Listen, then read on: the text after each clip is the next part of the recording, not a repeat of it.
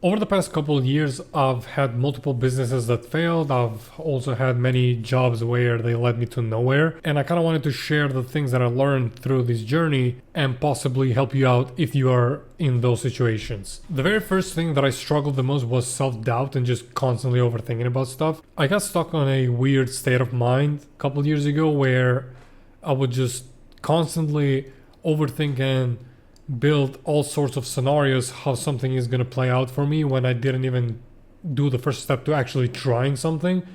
And I was constantly bombarded with thoughts like, oh, what if I do this and this fails? What if I start doing this? I'm not going to have time for this, yada yada yada. I would waste much more time thinking those, and in the meantime I wasn't doing anything. And even when I tried to do something, build myself some sort of a list that I would keep up, etc., it felt like an excuse and a waste of time for me to just slightly feel better about myself as if I'm doing something, when in reality I was actually procrastinating myself from doing the real thing. How I eventually overcame this, because I was stuck in a very long time, is I actually started reading books on psychology. I know that some people might say that it's cliche and books don't really help, but that's exactly what I was thinking as well. But once I gave it a go, I changed between books. Some helped, some didn't. I actually started collecting bits of information from each of the books that I read, which really helped. I could give some suggestions, but honestly, at the end of the day, you want to look at this stuff and just kind of get whatever you need from it. And the main thing that actually helped me was actually engaging and not really try to listen too much to my overthinking, because the overthinking is always going to be there. It's like a demon that constantly pokes you and you're constantly in the battle. What I try to do is hold on to that feeling even though it's not going anywhere. I was like, let me just try work towards it. Let me engage with the problem. Let me get this task done. So I started doing this more consistently, and each time that I would get things done, I would get that feeling of relief that I got this thing done, and then I can move on to the next one and to the next one. And the more I was doing this, the more I started to get more experience, because more experience equals to more confidence. And back then, when I did not have the confidence, I started overthinking, what if I'm not qualified? What if I fail this? What if a manager is going to be pissed? What if starting this business is going to fail? Because obviously you don't have the experience, you didn't engage with the problem in the first place to see it for yourself and just learn while you're doing it and overall become more confident. These two were the main things that helped me escape my loophole that I was in, that I just wasn't able to get anything done because I was too busy just self-doubting myself and just not doing anything at all. The other thing that really helped me was actually getting mentors, because they completely changed the way I viewed business and just overall how I was perceiving feedback, how I was being collaborative with other people, and just overall the way I was viewing stuff. My mentor helped me in a lot of things, because then obviously when you're engaging with lots of stuff that are new to you, you can always ask for feedback. You can ask for certain things, how this works. And one thing that he taught me is just constantly ask questions, leverage from all the assets and everyone that you have around to learn as much as possible. You always want to view this, what could you possibly pull out of this to learn and just overall improve. It might sound egoistical, but at the end of the day, you need to look out for yourself and just absorb as much information as possible,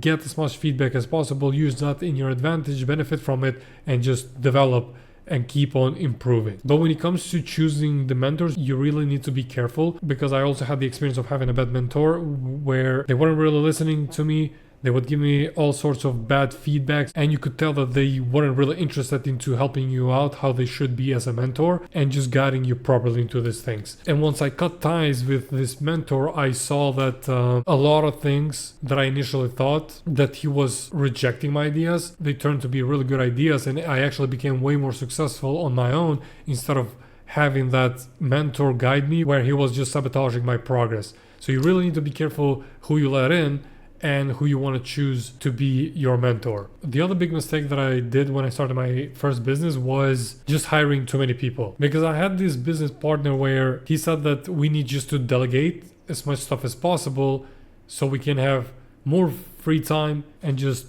focus on other things. So we did that. We hired a lot of people, so we delegate tasks to them, and that ultimately killed the margin of the company and just made it much more difficult for us, because obviously you need to manage these people, you still need to engage with them. You cannot really hire people just to delegate stuff to them if you don't understand these processes yourself. So that was a huge mistake that we did, but at the time I didn't have a lot of experience and I was just trusting a lot on him. What you want to do is that as you grow, you can do a lot of things on your own instead of just wasting money, killing the margin of the company by hiring a lot of people. you need to learn all of the processes, how they work into your business. And once the business becomes more profitable and the responsibilities grow as well, that's when you can consider hiring slowly but surely people, so then they help and they contribute to the success of the company, instead of hiring someone and they become a burden of the company and it comes to a point where they're doing more harm than actually helping it grow. But you also want to be careful who you're hiring. I always look out for people that have ambitions as well, that are looking to grow. They think outside of the box instead of someone that is only looking for a paycheck.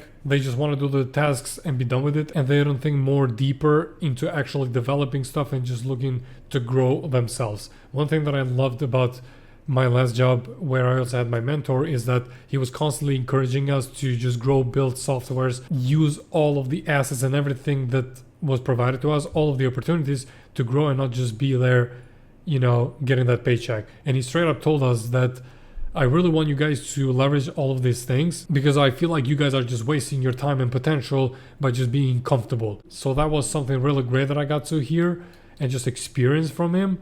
That's why it made that overall company so successful, because everybody felt like it belonged to it. Everybody had their freedom and everything to just kind of create and add on top of the company. That's the type of people that you want around, people that are killers and people that have a much more expanded mindset to just kind of build and try to do things on their own as well. Not somebody that just follows instructions, clocks in and out, gets the paycheck and is done with it. And lastly, be really cautious who you're choosing to be a business partner, because most of the businesses that failed in my past were due to bad business partners, people that are lazy, people that weren't able to follow instructions or just think more outside of the box and be more, creative, more collaborative and all of these things, and people that only think that the world revolves around them and it only goes one way and you should only listen to them. I've experienced all of these things with the past business partners, let alone that it was exhausting, but it was also sabotaging the company, and it came to a point that I felt like, okay, they're the only people running the company and I got no say. People that